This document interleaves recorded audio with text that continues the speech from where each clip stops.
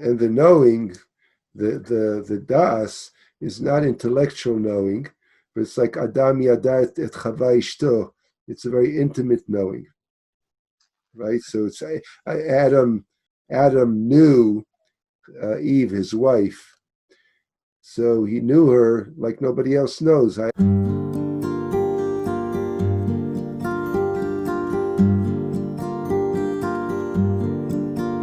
אלוהי, נשמה שנתת בי, טהורה. Welcome again to this Wednesday morning study of the Slonimer, and we are still in the Netivot Shalom on the festivals, and this is volume Bet. And so now we're at Sukkot, and we're gonna studying from Amud Kuf Tzadik Zayin, which is 197. Kuf Tzadik Zayin. And we'll start with the second column to the left, where it says it's actually the number Bet. It's section Bet, the column, second column on the left. And we'll jump in here in a minute, but I just wanted to say that what he's referring to, the theme is Hasukkah Tzila de Mehemanuta. So it's about that the Sukkah, the whole theme of the Sukkah is about Emunna, about faith in Hashem. And as I was telling you before, Rebelli, for me, this is a personal, it's an area I still wrestle with for many years. Especially because, to be fully transparent, I grew up in a family that was atheist. I did not follow the Torah of my direct ancestors, so, but some of it is still ingrained in me, so my Emunna, my Torah from childhood was that you only know things through evidence, through logic, very rational thinking. And everything is material. There's nothing spiritual. Basically, if you ask my direct ancestors about Emunna, they would say that's superstition, right? So that's the environment I grew up in. And even though I've been studying and learning, and Baruch Hashem, I've been with wonderful teachers, who've shown me a bigger perspective. There's still a piece in me, that the primary fundamental impulse is I don't accept anything until there's proof, until I can see it, touch it, or if it makes sense. Right. So whenever I read the Chazal talk about the Sukkah as a place of faith, right, to surrender into faith, there's always a little like resistance, really, So, but anyway, so I just want to preface that, and also for anybody out there who's struggles like me, who has a background like my own background, let's explore this together and see what, how the Slonimer can open things up for us. And so today in particular, I'm here to learn as much as to teach. So let's learn together. All right, so it starts with Ve'al pi divrei hazohar bakatuv, and he's going to now, and he's saying by the commentary of the Zohar on the pasuk from Bereshit, Genesis, Lamed Gimel Yud Zayin 33:17, and it says in Bereshit, Yakov nasa Sukkota, ויבן לו בית, ולמקנהו עשה סוכות. על כן קרא שם המקום סוכות. So that is a quote from Genesis, and it says, and Jacob traveled towards Sukkot, a place called Sukkot, and he built there a house for himself, and for his cattle, he made Sukkot, booths. That's why, thus, he called the place booths, Sukkot. So that's literally the best I can translate the pasuk from Genesis. And Zohar says Shakavana al Chag Sukkot, that this pasuk is actually referring to the holiday of Sukkot. Yesh levaer inyano al derech ha'avodah. So we can clarify this through the perspective of avodah, of spiritual practice, of service, the divine service. The Torah nitzchit, that the Torah, since the Torah is eternal, v'im ken ma melamdenu kol hapasuk, and then what is this pasuk teaching us? The non-randomness of the seemingly sometimes random verses in the Chumash, where connections are made, and here we have such a blatant connection. We see that after Jacob meets his brother, and they sort of get back together, forgive each other, whatever it is. Then after the meeting with his brother Esav, and then he goes on his way, and he goes to a place called Sukkah. And we have a holiday Sukkot. Oh, what a coincidence! Yeah. So the Slonimer, there's no coincidences in the Torah, and we see that they come back to this place in the 40-year travels. They come back to this place, and it's specifically our forefather Yakov who builds a house over here. He builds a house and a barn, right? That's right. And it's a funny verse because it says, who cares? And what does it mean? He built for himself a house. That's right. Right? The word, that's superfluous. That's right. And why do I have to be told that he built a barn for his animals? I mean, what does that mean? So, and it says the word Sukkos twice. So all of this will become a fertile ground for spiritual lessons. A deeper learning. And then the Slonimer continues, וגם מדוע קרא שם המקום דווקא על שם הסוכות שעשה למקנהו. And he says, why is the place called after the booths, or the barn, as you say, that he built for his cattle? Why? Hapchutim, that they are inferior. Cattle are inferior to him as a human, right? Velo bait hachashuv yoter, and not the house, his house. That's more important. You'd say. I call the name of the town the house. House town. Why barn town? יש לומר, דהנה בספר כנסת ישראל, מביא בשם הרב הקדוש מרוז'ין, and we can learn, as it is written in the Sefer Knesset Israel, the Congregation of Israel, where the holy Hasidic Rebbe of Rozhiner, where he commented on this verse from the Gemara, actually from Sukkah Kafchet, Kol Shivat Hayamim Adam Oseh Sukkato Keva Uveito Arai. So it says in the Mishnah, it says all the 7 days of the holiday, obviously of Sukkot, a person makes his sukkah his permanent place of living, and his house becomes his temporary place of living for this 1 week.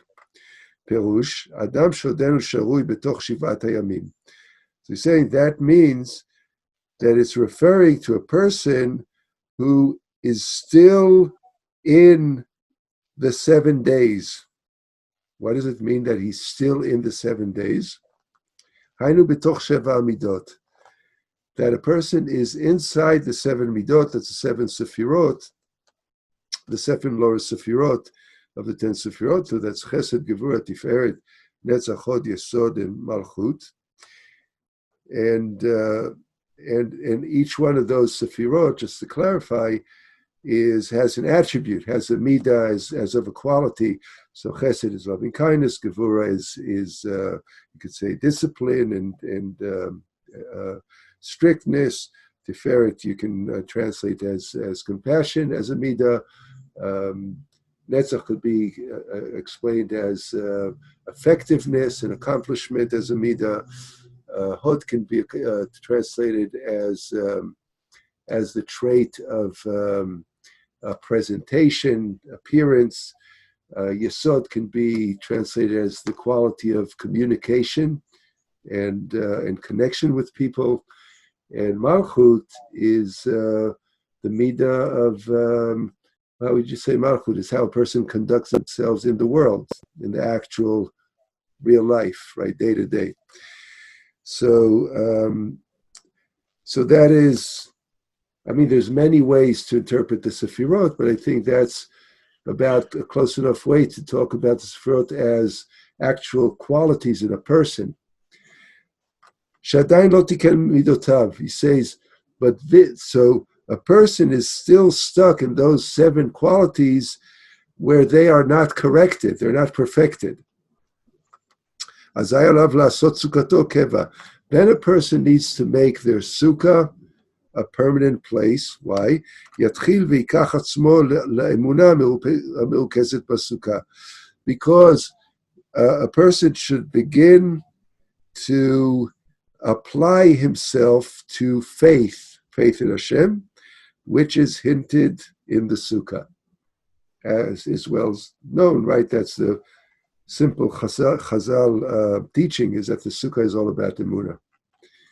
It's really amazing what he said. The setup here is amazing because what he's implying is that we just came out of Rosh Hashanah Yom Kippur, the spiritual highlights of the year for most people. And what he's saying is you can go through Rosh Hashanah, which is making God the king. And you can go through Yom Kippur, getting forgiveness and giving forgiveness. And you can still not have arrived. There still could be something missing. Something really crucial that even Rosh Hashanah can't give you, and even Yom Kippur maybe didn't give you. Right. And that can only be gotten in the holiday that's starting Friday night, by sitting and eating a meal in the Sukkah. In the Sukkah, right. It's an amazing thing. It's spectacular. It's in some ways higher than Yom Kippur. Right? It's unbelievable. There's something Sukkah that gets something really, really deep. Right. So let's find out what. I'm curious. Yeah. But I just want to say thank you for clarifying that perspective, because I didn't catch that immediately, the kind of the contrast and the gravity of this teaching, because all we're doing before Rosh Hashanah and between Rosh Hashanah and Yom Kippur is we're correcting our behaviors, our qualities, right? Right. Here we are. We thought we had it done, we had it made. Right. Yom Kippur, I corrected everything. But wait a minute, you're not done maybe. Right. So there's Sukkot. And Sukkot is a different approach. It's an approach of Emunna. And now let's see how he opens that up. וזה שנאמר, או וזה שכתוב, למען ידעו דורותיכם, כי בסוכות הושבתי את בני ישראל והוציא אותם מארץ מצרים. So here he's quoting what's written in Vayikra Kaf Gimel Membet in the Chumash in the book in Leviticus, where it references the holiday of Sukkot. So we're being told how and why to celebrate the holiday of Sukkot. And it literally says, your generations should know that I have put you in Sukkot, in booths, the people of Israel, after I took you out from the land of Egypt, from Mitzrayim. שהוא על דרך שהיה ביציאת מצרים, שאמרו חז"ל בזכות האמונה נגאלו. That it is said, the sages in the Gemara say that the exodus from Mitzrayim only happened on the merit of their emunah, of their faith. That was the reason that they were allowed to leave. Yes. The Jews in Egypt had sunk to the 49th level of impurity, and that's pretty bad because I think there are only 50 levels. So we were on the 49th level of impurity of thought. But we were pulled up by our simple faith, even though we had all these problems with thought, speech, and action. We had this, what they call the pintle, the point of truth, deep, very deep within our spirit, which nothing can touch. So their midot, their basic qualities of decency, of being a human being, were so corrupted, so eroded, that they were not taken out of Mitzrayim on the merit of being, purified. They did teshuvah. They were, they were deserving of leaving. The only merit that stood for them was what you're saying, the Pintaliyid, that little spark of faith that they had, which was covered up with all that corruption. And this is apropos the metaphor of, here I come out of the high holidays, and I'm not yet fixed. So to this adds commentary the holy grandfather from Slonim. Shebet Yitziat Mitzrayim hayu Yisrael behitavut hamidot. So at the time of the leaving of the Exodus from Egypt, the people of Israel were in what he calls the density of the midot. שנתאבו ונתגשמו מידותיהם ולא היו יכולים להיגאל על ידי תיקון המידות. So they were so dense and so material that they were not able to be redeemed from Egypt through the fixing of those midot. So it's just reinforcing that same idea. It was really just through faith, through Emunna. It was only after they leave Egypt, and they have 7 weeks of what we know as Sefirat HaOmer, and each week of those 7 weeks, right? Those are the 7 weeks after they leave Egypt, and each week is dedicated to the correction, to the purifying of one of the midot. So 7 weeks later, they come to Matan Torah. This is Shavuot. So they did eventually merit the Kabbalat Torah, but they had to have that 7 weeks of actually working on their midot and purifying, clarifying all that, and rising in the rungs, in the spiritual rungs. אבל בשעת יציאת מצרים, קודם תיקון מידותיהם. But at the time of the Exodus from Mitzrayim, before they have corrected their midot, so they could not have been therefore redeemed from Egypt, but on the merit of pure faith or simple faith. So the word Mitzrayim, again, this everything has a deeper meaning. So Yetzias Mitzrayim, the word matear means constriction of consciousness. They were out of it in terms of their relationship with each other and with themselves, and that's a constriction. In other words, there's a blockage of seeing things clearly as they are. And things get blocked and things get turned around and upside down, and we're not seeing and thinking clearly. And therefore we behave in ways which, if we would be seeing clearly, we wouldn't behave like that and speak to people like this. Right. And it's like not to bring politics into anything, because we've had politics enough to last us 20 lifetimes. But when you hear some of these people, the way they speak to other human beings, and that's Mitzrayim, Matear. That's what that whole thing, that's the spiritual exile of Egypt, which all exiles are based on, are founded on, is that we're not thinking clearly and seeing clearly. And it took 7 weeks of hard work to get to Torah. it shows that Mitzrayim was not just a place. It's not just a geography. It's a state of mind. It was a state of mind. And they were caught up in that really narrow, limited, and really the state of mind that brings the kind of cruelty and the kind of indecency. And I mean, it speaks to me very strongly in terms of politics. I mean, we're not going to get into the details, but certainly, a conversation can be low and a conversation can be high.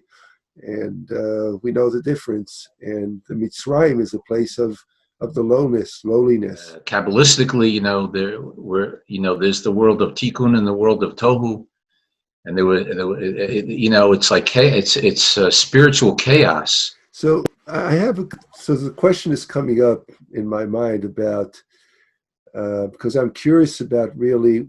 So what does Emunna mean here? When he says that. So they're in that narrow place, and then they can't even work on their midot. So when they're in there, it's beyond even the ability to do something about it. So the only thing that's left, their only resort, is Emunna. So what does that mean? I'm hoping the Slaughter will answer that question his way. So let's keep the question hanging. Yeah, that's the key question here. Yeah, and then when we finish, we'll see. We can open it up to discussion, and also maybe comments from our listeners if they want. Great. Their ideas to this. That I have to just.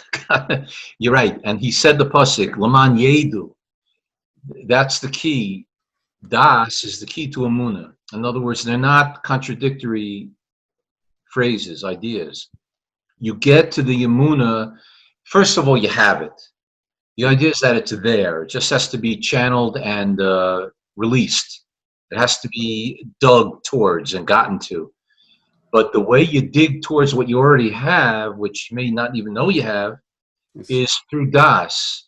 Das means? Man yedu. You have to do the work.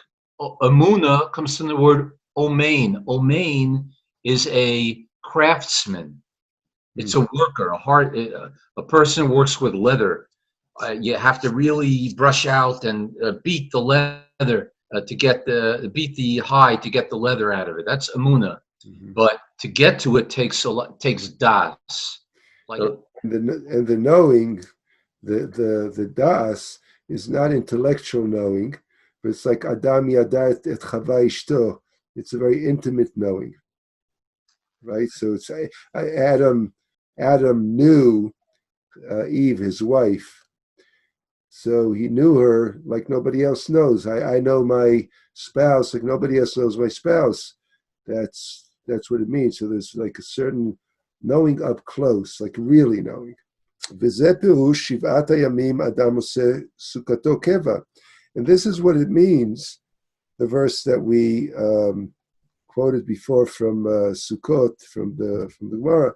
Shivat Yamim, 7 days, a person makes the Sukkah his permanent dwelling.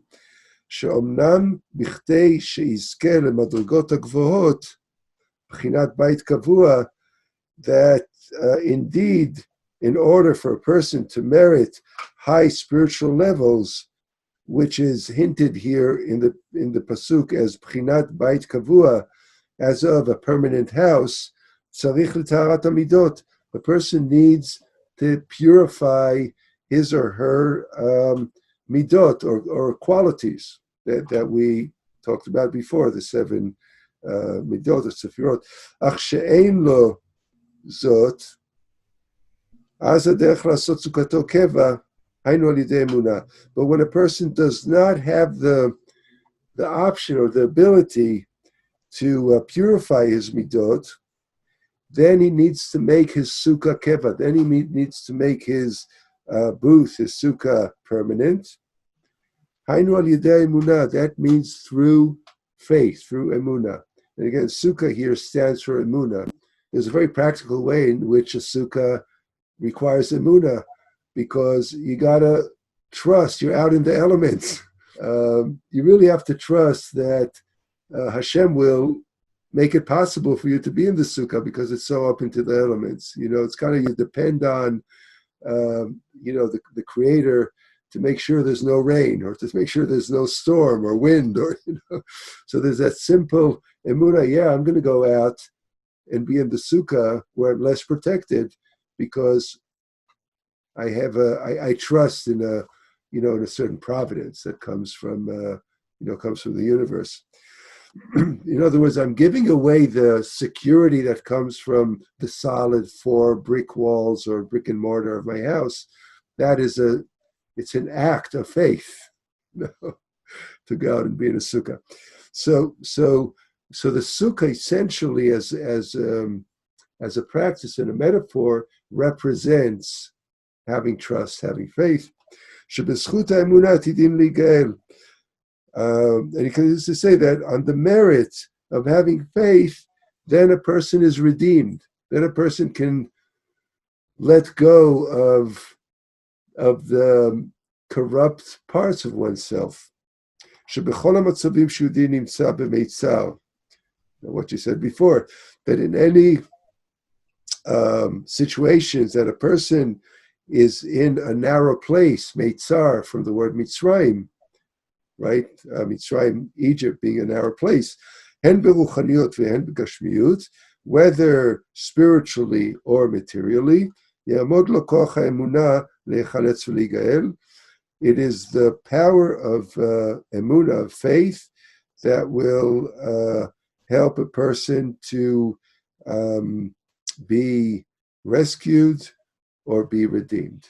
So, first of all, we see why Yakov. Why is this Yakov Avinu's Yantiv? Why was this designated from thousands of years ago to be associated with Yakov? Yeah. Yakov represents the perfection of midos, as you explained in the beginning of the session. All the different types of personality traits and midos, but some of them are out of balance. Can go out of balance in the wrong direction.